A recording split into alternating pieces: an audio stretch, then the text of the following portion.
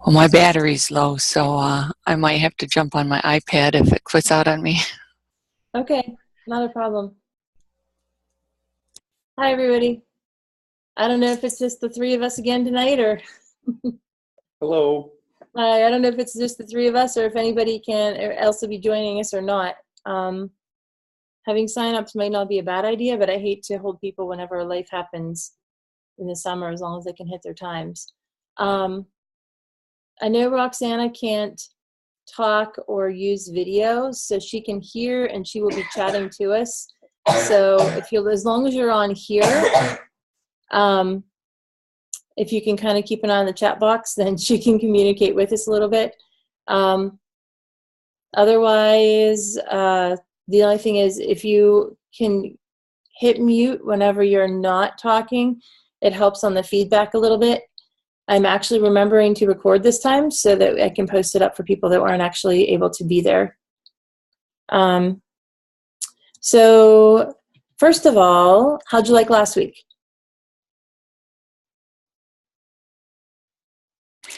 I didn't become a lawyer for a reason, Not a big fan of all the ifs and thens and trying to figure it out. It was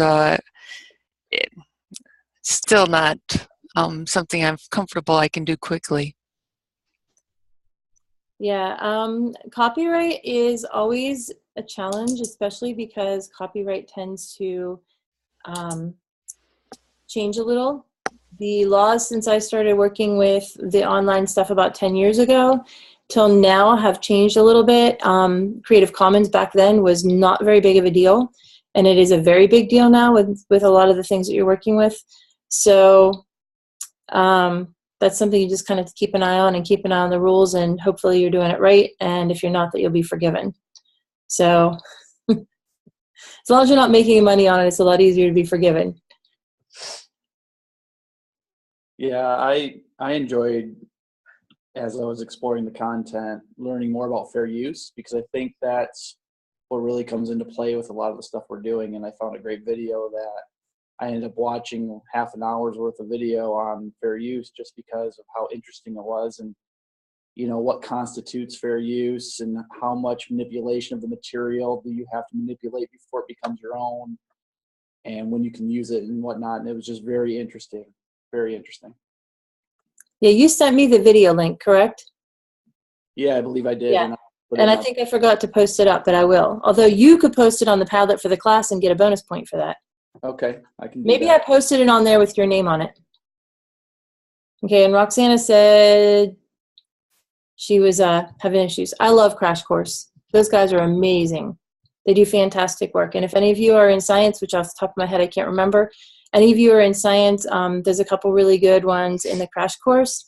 And there's also another guy that I can't think of his name right now, but I can see him in the back of my head, that I used to use for chemistry all the time, that has his opened up. He's an MIT guy that does a lot of science videos, and I'll think of it in about half an hour after you're gone, but I'll email you.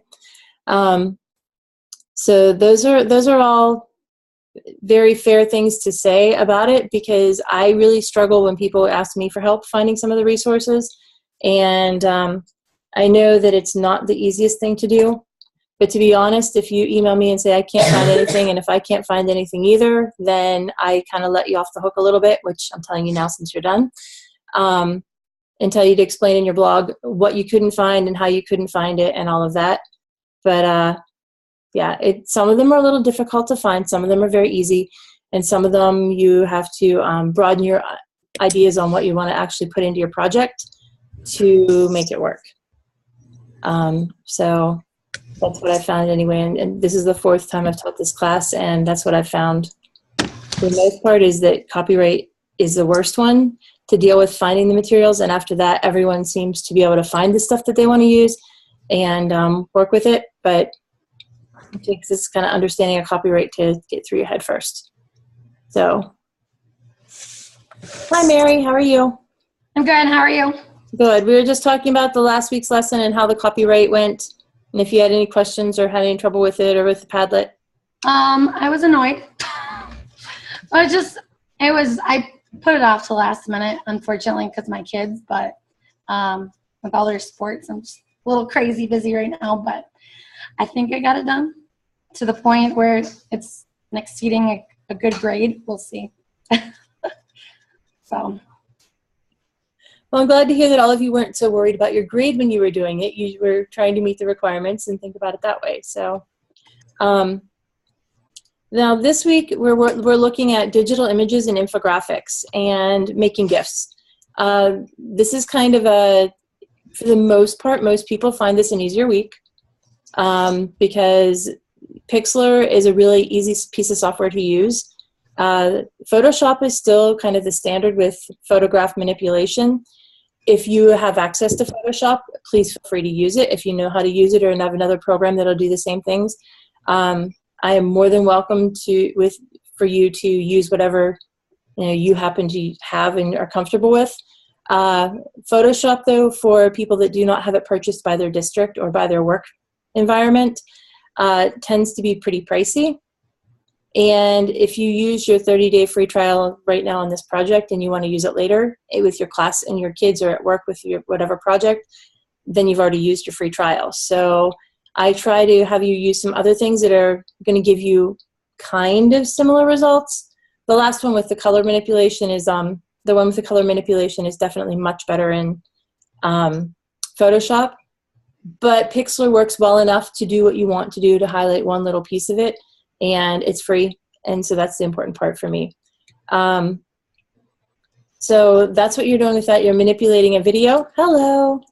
You're manipulating an image, and you can use an image you found online, or you can use one of your own. You're doing an infograph, which compares a couple of things using some kind of graphical representation. There's a lot of really nice templates out there that you can use. And although somebody did one and sent it to me, make sure it was okay in PowerPoint, and it looks fantastic. So PowerPoint's another way to do that. With PowerPoint, to embed it in your blog, it's easiest to save it as a JPEG or as a picture file and then embed it into the blog. The other ones tend to have code that you can use and paste in pretty easily.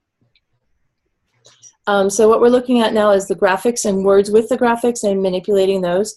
As a science teacher, I found it pretty impressive even to use simply preview and open up a picture and being able to annotate on the file, adding arrows or numbers that I wanted students to use if I wanted them to name equipment or talk to me about different ways to manipulate it. For example, using a pipette or using a burette whenever they were in chemistry and being able to label the little pieces with the annotation that's available. That was a couple different ways that we were using the photographs in class besides having the students take their own and use them. The GIF making, that can be used as a little bit of a fun kind of tool, but it also can have some really great implications on what you're doing in class. If you want to highlight a specific piece of a video and make it really stand out to the students, if you want to show them a procedure really quickly, if you wanted to show them, how do you shoot a free throw, how do you score a bowling game, how do you install this piece of equipment, how do you snap a memory card into a piece of equipment that you're going to be using, anything like that. It's nice to have the little video and be able to rewind it so they can watch it several times and keep it really short and sweet. And then the last one's an infographic, and having the infographic for students especially to make, or people that are participating, I think is a really powerful tool. That's one of the things that people are really starting to look at is how students represent their data, and the Common Core and some of the other standards, if you're in K-12 especially, that's one of the things that they're concentrating on, using patterns, being able to recognize patterns, and being able to communicate them. And so that kind of helps a little bit with having that tool set to be able to use. Now, along with those this week, you were reading about access, and you were also reading about equity, and also there's a little bit, tiny bit, about ethics with the image manipulation. So the first question I have for you then is, have you had any difficulty with access in a class or a work environment that either you've experienced or that someone else within your class or within your work environment has experienced, particularly as it pertains to using technology, using online information, or having access to the internet? But you can broaden it out in any way you really want to talk about. So if each of you have any kind of answer to that. Wait, are you talking about like a disability type of situation? It can be. One of the infographics that was present in there talked about like the access to the internet in particular and online learning. And it talked about disabilities, seniors, the income levels, and the educational levels. But you could also be talking about a disability that prevents students from participating within a classroom or adults from participating fully in a work environment. Any of those I'm open to having you discuss, because you may have seen one but not the other. I think do. that, oh, Oh, go ahead. We lost your mic. no, go ahead. Okay. I can speak after. Okay. I was just going to say the vice president of the place I work is legally blind. He actually can't drive, and we had to get him.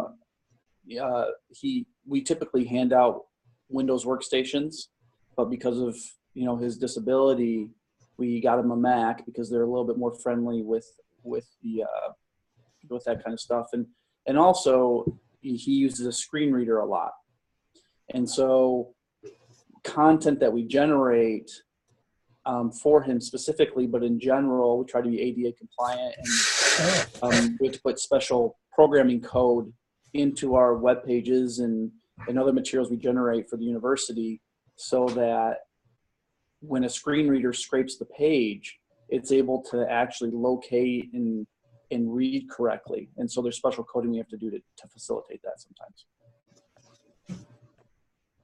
And is that why, for example, if you were embedding something in a blog post, it asks you for an image to provide the alternative text? The screen reader reads that then? Correct. And then there's also new tags that are coming out and that have come out that are specifically to enhance the experience of screen readers, because as the web becomes less static and more dynamic, they are trying to create technologies that allow these screen readers to be able to still interact with these really dynamic web pages where, as things start moving around on the page, the screen reader doesn't really know, am I looking at the center? Am I looking at the top left or top right? And these special tags we have when we create web pages allow us to kind of direct those screen readers a little bit better if we need to. Thank you. Then Mary, you had started to talk correctly. Oh, Mary is jumping to her iPad, I think. No? Wrong person. Marcia was jumping to her iPad because her computer was going crazy. It did. It just died. Who would like to speak now? I can say something.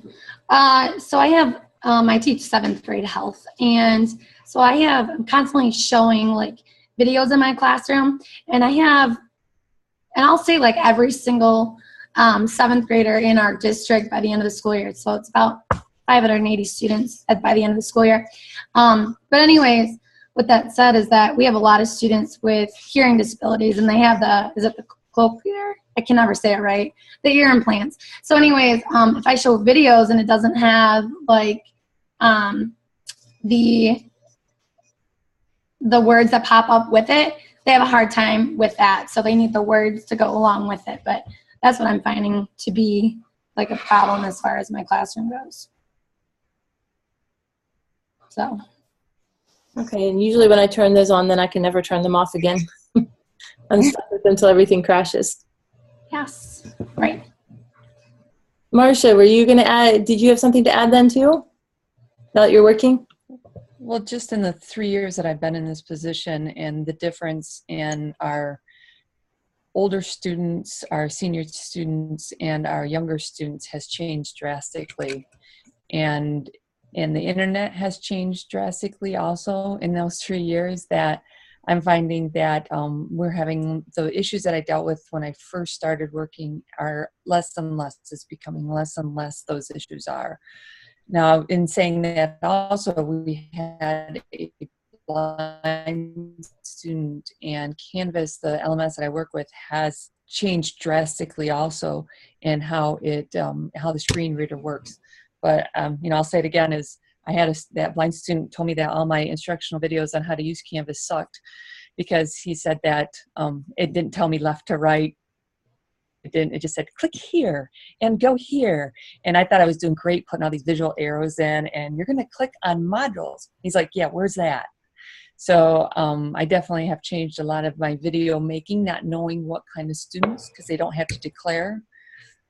So in our online programs, so it's important that we always try to make sure we have those things available to the students. But a lot of the technology I felt with has changed just because of the, for seniors being able to make it larger, and it's a lot easier for them to use. There's a lot less issues and phone calls that I get.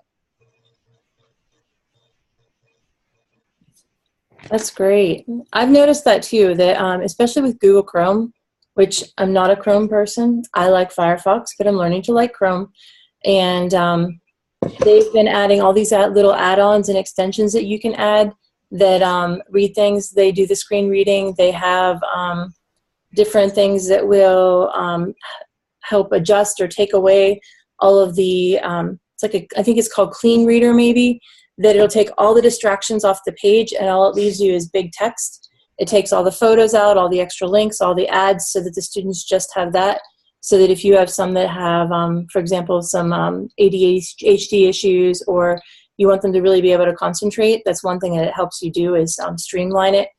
Although I'm not sure if that goes in with all the principles, but as you're learning, the principles are a little bit flexible. They're guidelines rather than hard, fast rules, and you apply them as needed to enhance your instruction as you see fit. And Roxana sent us a little note that she's not very verbally communicative. I'm reading it because that'll go on the recorder because the safe chat doesn't always work so well. So when it came to working with the computer, he needed more one-on-one attention, and I had to find alternative online reading programs for him to use that were at a lower level, and programs that kept finding alternative programs that kept his attention was quite difficult. I'm thinking NetTrekker, but I could be wrong. I'm writing it down. If I can find it, I will send it out to everybody. There's a program that the school district I used to work for would purchase, and it would have reading pieces at like 3 different grade levels or 4 different grade level bands. And so you could have one for the students that were advanced readers and one for the students that were very slow readers or poor readers. And it would have basically the same content with a lot of sentence structures simplified for the lower reading levels, and some choices of vocabulary words switched out that were able to give everybody basically the same idea to read on, but have different levels with that. So those are all great programs. Have any of you noticed then a lot of barriers for the opportunities to access online learning for students? The costs, the relevance, the skills, that kind of thing. Have any of those been an issue, or have you had a solution to any of those kind of things that you've come across in your workplace, or any way you've dealt with that you're looking for a solution that maybe somebody has to share with you?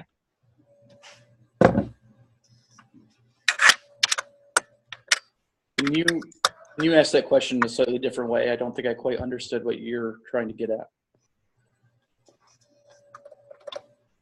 Okay, first of all, have you had barriers to opportunities for students to access the online learning? For example, cost, relevance, or skills. And if you have had those and you've had solutions to them, do you have any programs or any solutions or any other things that you've been able to work through that find workarounds or find ways to help out with this that you have that you would like to share, or even to just say this is the problem I have and see if anyone has had any solution for that? Does that make more sense? Yep. I think that's better for me too. I think like for our school district, there's not a computer or an iPad for every single student. And so I find that a lot of our English teachers and science teachers will take the computer labs, and it'll kind of trump like anyone else who has a project for research or anything like that. And I'm always finding that that's a problem, because I want to do fun things too, but the lab is constantly booked, and it's just not feasible. So I really pushed, me and a few other teachers really pushed for our cell phone policy to get changed this year. And because they said no cell phones whatsoever in school. Oh my gosh, what did I just do? Hold on. I know you guys are all there probably, but I plugged in my phone and for some odd reason it's doing something else. Okay, I'm back. But anyways, we ended up getting that adapted this year and put in place. So now that we actually can have cell phones in our classroom, and it's making like a ton of a difference because students can just get on their devices now and start researching, which is phenomenal. Because even like it comes down to like we have something called an intervention, kind of like a study hall in a sense.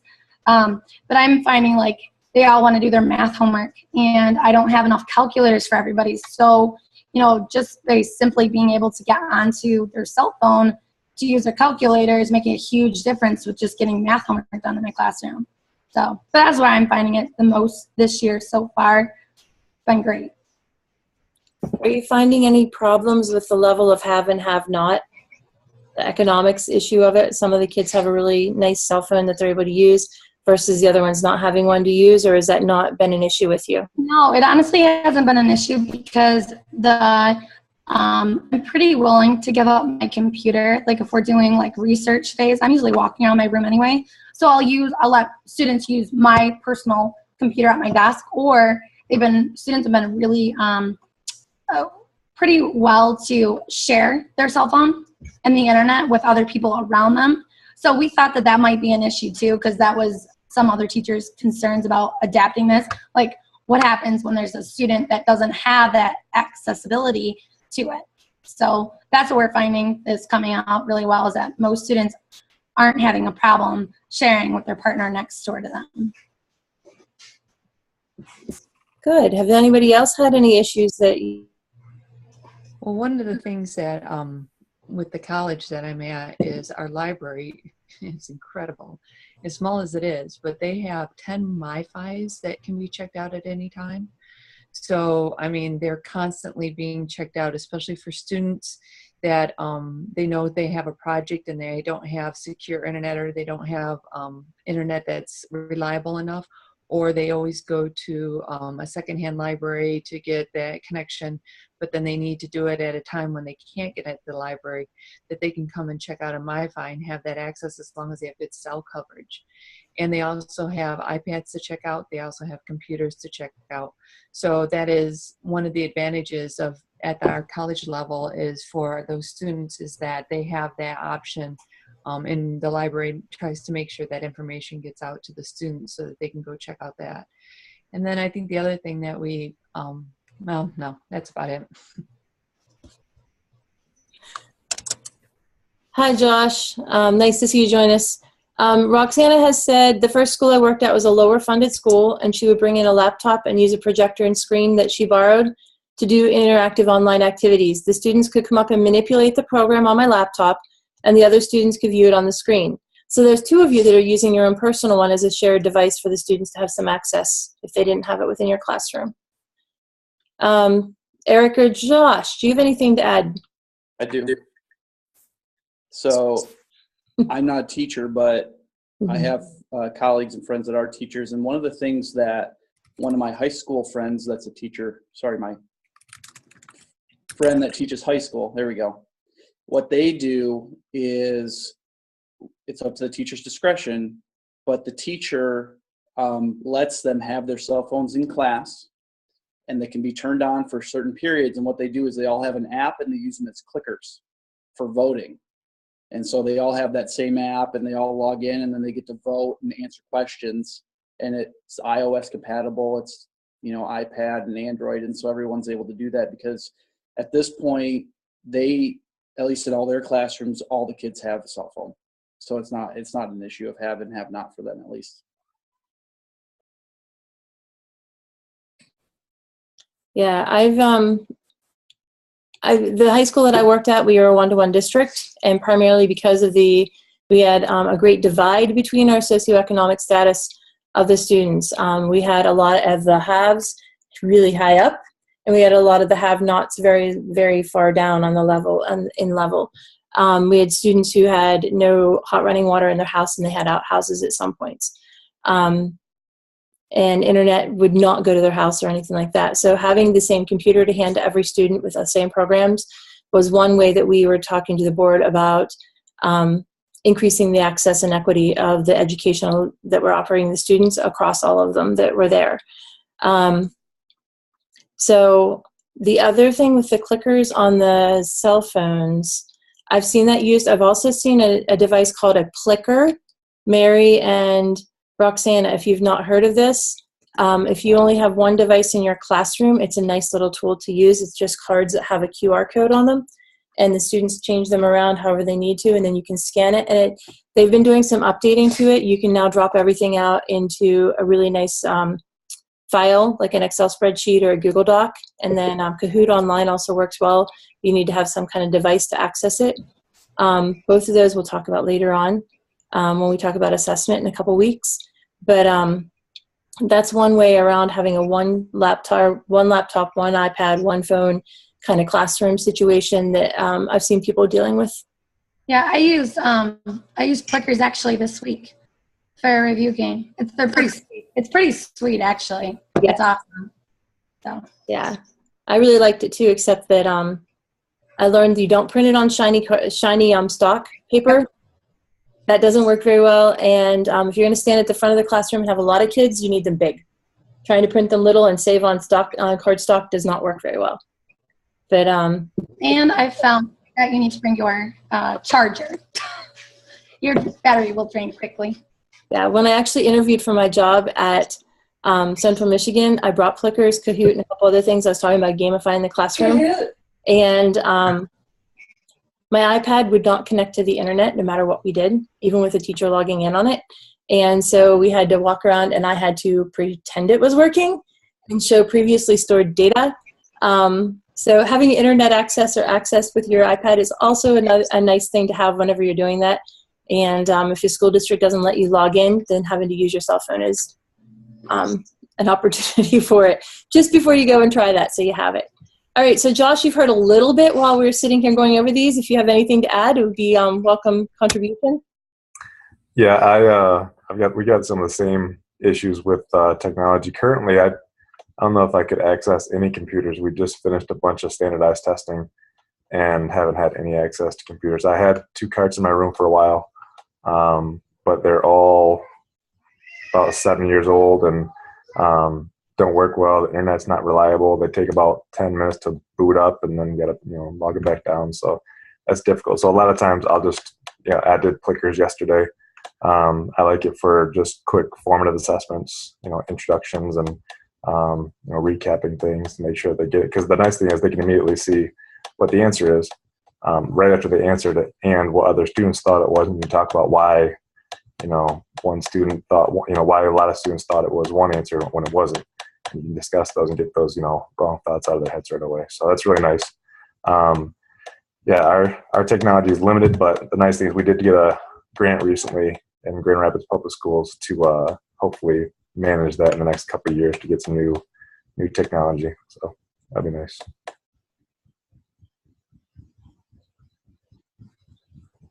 Okay.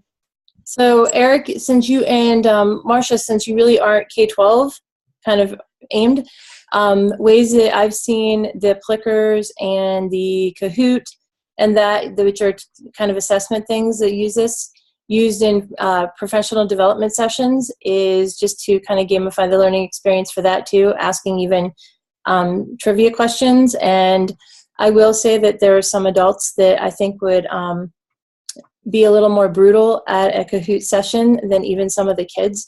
So it does tend to work even for adults to gamify the learning experience. Sometimes they're a little meaner than the other ones.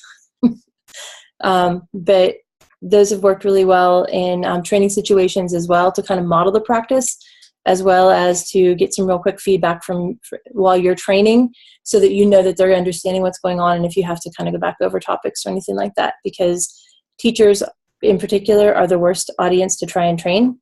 They don't listen, they don't do anything they're supposed to. So anything you can do to keep them engaged is always a good thing.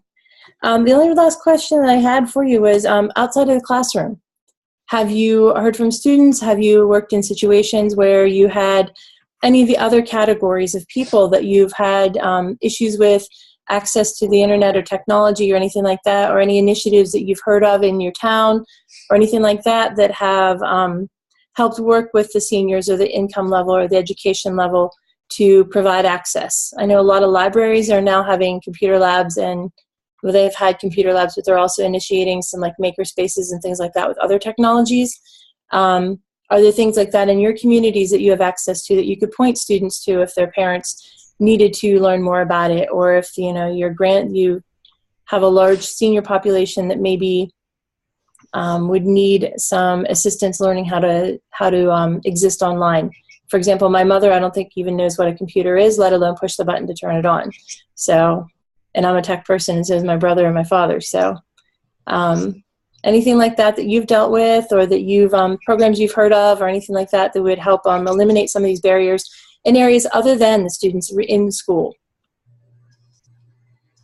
In Fowlerville, I don't teach in Fowlerville, but this is where I live, and they had I used to be a math tutor at the high school, and I remember that there was an online program on the computer, but with an instructor.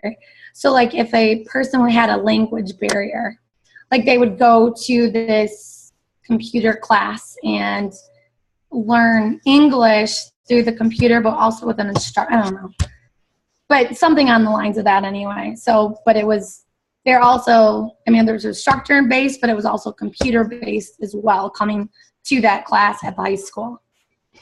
So we actually have a community outreach. So he goes around and he actually has gone into the senior centers and libraries during the evenings and on weekends. So he's done the Windows updates. So if you want Windows 10, very cute. And then the iPads, he did a whole iPads for seniors, how to use the iPads.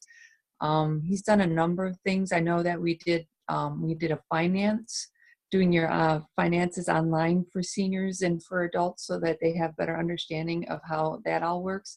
So he's very innovative. He very much wants to know what it is that the community takes their input seriously and goes out and does those things. And he'll come in and check out our iPads and take them out to the community so that if they don't have their own, if they want to buy one, this is what it's like to have this technology and where you can use it. So he tries to also pick places where they have accessibility to Wi-Fi so that they know how to get on and how to access that. So he's done a really great job for a large community considering how big Kirtland can cover.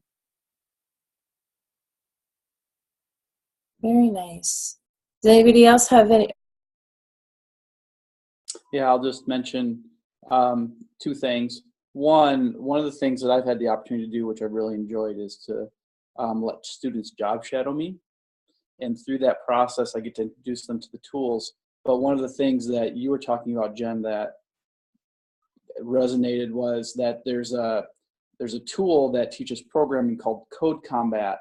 And I tell all of my job shadowers to go ahead, and it's a game, but they're programming while they're playing the game, and they seem to really enjoy it. So I really like that.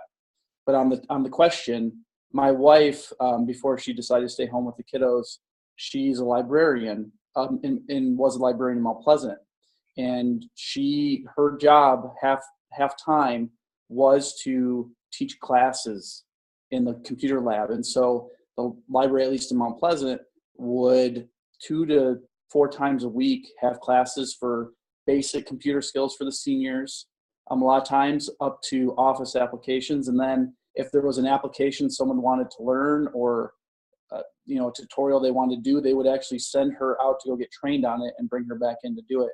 So very similar to what was already said. And so, I think a lot of communities have that, and it's whether they promote them or not, if you can find them. Very nice. See, I didn't know that about Mount Pleasant. I've not even been to the library downtown yet. So that's something I have to get a chance to do here one of these days. Everybody's kids are saying hi. Mine said hi the last time I had an online meeting, but she's 24, so it doesn't count. She was just being nosy. Josh or Roxana, anything you can think of to add? Okay, one thing I can tell you that is that if the students have the skills, they love to show them, especially for those of you that are teaching at a K-12. So things that people I know of that have been having some success have been having their students learning an application, as you said, Eric, but then having the students go to the libraries or having them go to the science center, or I'm sorry, the senior center, and walking through these with the senior citizens or the older people. And they've had some really great learning gains and some really great engagement with students that are not necessarily engaged in their classrooms on a normal basis because they have this expertise that they can share with others. And I will say I've had a student 2 years ago in my team taught chemistry class who was a low-level student. He had some cognitive disabilities as well as really high levels of ADHD and some other issues going on emotionally. And he was really good with the computers and really good with troubleshooting. And the fact that he would help out in class and help me with the kids in class with the issues with their computers when there were some things going on, as well as me lending him out to other people to fix things and help them fix, he really responded very well to that. So just kind of keep that in the back of your mind. If you have some student who's really good at these kind of things, they're a lot of times very willing to work on their expertise, and if they have to have all their assignments done before they're allowed to do that, that's sometimes a really good trade-off. Those are the 3 questions that I really had for us to kind of talk about with this unit, was the access and kind of the equity issue that kind of follows along with it, because if you don't have access to the internet, you don't have access to learning in a lot of different ways, then a lot of times you are farther behind. And there are studies that do show that just simply having the access isn't necessarily going to make a great student out of someone, but not having the access does impede their progress. And so that's something to consider, as well as the other populations that are out there that need the supports that we can provide with it. So does anyone else have anything they want to add, you want to talk about, or that you need help on? I just have a quick question for Sure. the teachers. Have any of you, or do you in your district do a flipped classroom model? Or has anyone heard of it being really successful or not successful? Mm-hmm. We flipped some biology classes and some chemistry classes when I were at the district I was at before, where they were doing a lot of their work outside of the classroom, watching and reading and doing that kind of thing. And then in class, they were doing simulations that required greater bandwidth, the actual wet labs and things like that, and then cooperative activities or collaborative activities where they were discussing and learning. It works really well in a lot of ways if you have the contingency plan for students that do not have access to the internet at their house. So whenever you have between 8 and 12% of your population that don't have anything better than dial-up available, if they have internet at all, you have to really be able to distribute your videos in ways that they can pull them down to their computer and still have enough memory storage. You have to make sure that they can delete them easily and that they're not extremely huge, so it takes a lot of time. But that's a couple of the issues we had with it. On the other hand, some of the students are really great about it. You have to make it very worthwhile, and you have to make it integral to the learning that you're conducting in class. So if that's something you're interested in, I have 2 of my doc students are actually doing work right now in my class this summer on qualitative methods on flipped classrooms in different aspects. One of them is in a 4th or 5th grade classroom, and one of them is a paramedic. And they're looking at training in both of those in a flipped classroom approach. So I'm doing a lot of reading up on it. So if you are interested in that, I can send you along some references that might be helpful. So yeah, I'd love to take a look. Thank you. Sure thing. Anyone else that has any questions or anything? On that flipped classroom, Camtasia, the TechSmith company out of Okemos, they had a great video. In fact, they had to deal with a Central Michigan professor, a business professor, and how he flipped the classroom and how he used Camtasia, the video, to create the videos and what he did using, he talks about using the actual Camtasia video tool. But then they went into the CMU classroom and showed how the students then came into the classroom and what they had to do from the videos and what they had to bring in, and then how he presented the project and how they broke into teams and how they did that. I don't know if it's still on the Camtasia website and that, but it was it was well done, and it made you go, okay, I got it. You know, you got a lot of hints and pickups from it. But then I was also reading on Flipped Classrooms about an instructor at the K-12 level who knew that there was issues with access for his students. And so like they would have that free breakfast time. So he would make sure that he had that first hour of the day when the kids were coming in for free breakfast and right before school start to make sure that they had passes and accessibility to come in and watch that, because they were excited. What they were doing in the classroom, they wanted to be a part of, but in order to be part of it, you kind of had to watch it. So they wanted to get early in the morning to go get their breakfast and then get passes to go watch it. Yeah, I think that's integral, is making sure that those people don't have access, which actually ties back into our topic for the week. So that's a great question and a great way to tie it back. Having the access is really integral, and making sure that the activities you're doing outside of it tie in some way besides just being questions on the test. As long as they have value, the students will do it. If you can get them to buy into it, I think it works really great in a lot of different ways. So yeah. All right, so if there's no one else that wants to talk about anything, then we are able to sign off for the night. And if you have any questions or comments or anything you want to talk to me about privately, just kind of hang around, then I'll stick around here for a few more minutes. Otherwise, it was a pleasure meeting with all of you tonight, and have a great rest of your evening. Thank you, everyone. Thank you. Good night. Good night. Everybody.